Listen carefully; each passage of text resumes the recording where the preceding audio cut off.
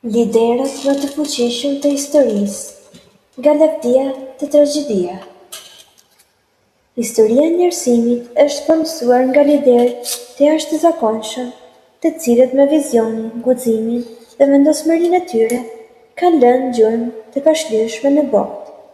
Disa prej tyre janë kujtuar si heronë që quan popujt drejt zhvillimit të lirisë dhe përparimit, ndërsa të tjerë shndruan në shembuj tragjik të abuzimit me pushtetin.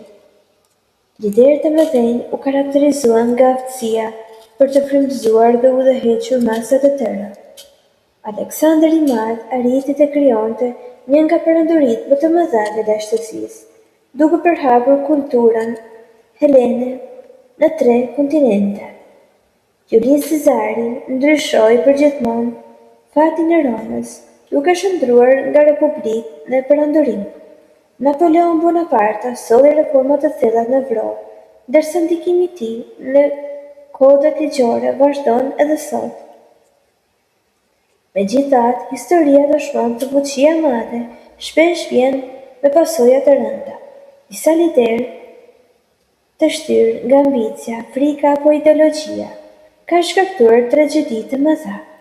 Diktatorët e shekullit të 20, si Adolf Hitleri apo Josef Stalin, lanë pas miliona viktima dhe shkatërime të pallogaritshme, duke treguar se pushteti pa kontrolluar mund të kthehet në një forcë shkatëruese.